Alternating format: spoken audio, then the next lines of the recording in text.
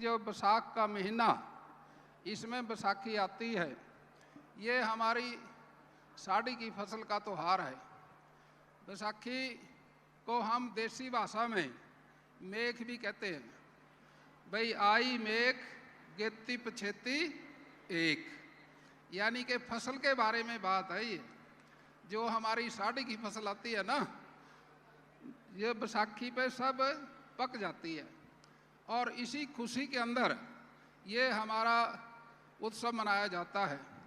वैसे देसी जो हमारी परंपरा है तो वो 12 महीने की है, जैसे चैत है, बैसाख है, जेठ है, साढ़ है, सौण है, भादवा है, असज है, कतक है, मंगसर है, माह है, पोह है, फौगण है। ये 12 महीने हैं। लेकिन हम इनकी बजाय जनवरी, फरवरी, मार्च, ये 12 महीने अंग्रेजी के जानते हैं। और देसी जो हमारे महीने हैं ये त्योहारों से जुड़े हुए हैं। फसल के साथ साथ ये सारे मेले हमारी फसलों के ही लगते हैं। तो मैं समझता हूँ ये सारे आज कुरुक्षेत्र के अंदर हमारे मुख्यमंत्री जी ने एक बहुत अच्छा संदेश दिया। ड्रोन शो भी दिखाया और बैसाखी का महत्व भी इस पे चर्चा हुई। मैं समझता हूँ पूजनीय सज्जन माननीय सांसद हमारे नवीन जिंदल जी ने आना था, शायद वो किसी वजह से नहीं आए। सुभाष सुधा जी भी शायद आज किसी वजह से नहीं आ पाए। और अन्य अतिथिगण धर्म क्षेत्र कुरुक्षेत्र की इस पावन भूमि पर आयोजित 2 दिवसीय बैसाखी महोत्सव के समापन अवसर पर आप सब के बीच आकर मुझे बड़ी खुशी हो रही है। सबसे पहले मैं इस पावन भूमि कुरुक्षेत्र को नमन करता हूँ। यह वह धरती है जहाँ धर्म और कर्म का संदेश संपूर्ण मानवता को मिला है। कुरुक्षेत्र का बड़ा महत्व है साथियों। आप इस बात को जानते हैं कि युगों युगों से कुरुक्षेत्र का एक बहुत बड़ा महत्व है। ज्योतिषर हमारे साथ में है। वर्मा जी ने 40 कोस के एरिया में धान की यहाँ खेती की थी और जब कृष्ण जी को इसी क्षेत्र के अंदर महाभारत जब हुआ तो भी इसी क्षेत्र का साथियों चयन हुआ था। यहाँ से एक इतिहास रचा गया। श्री कृष्ण जी और अर्जुन के बीच में जो एक डायलॉग, तो जो बातचीत हुई उसने गीता का रूप लिया।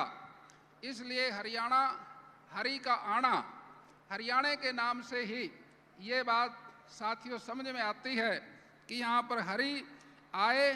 और सबसे बड़ी बात एक ये है, हमारे 3 देवता हुए, ब्रह्मा जी, विष्णु, महेश।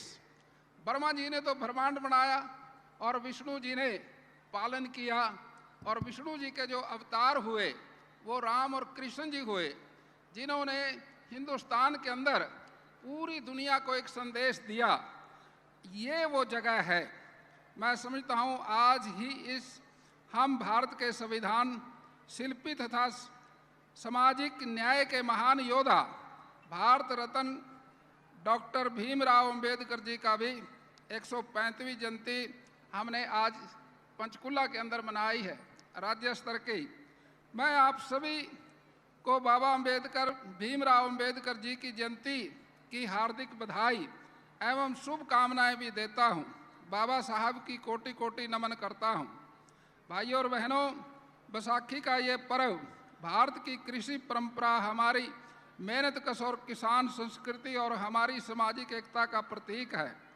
यह पर्व हमें नई ऊंचाई, नई ऊर्जा, नई आशा और नए संकल्प के साथ आगे बढ़ाने की प्रेरणा देता है। यह वही दिन है जब किसान अपनी मेहनत का फल पाता है और पूरा समाज उस समृद्धि के उत्सव के रूप में मनाता है। साथियों, एक चीज़ हम बचपन से देखते आए, ये जो महीना है हमारा साढ़ का, ये सारे साल का हम अनाज भी इकट्ठा करते हैं अपने घरों के अंदर, पशुओं के लिए चारा भी इकट्ठा करते हैं।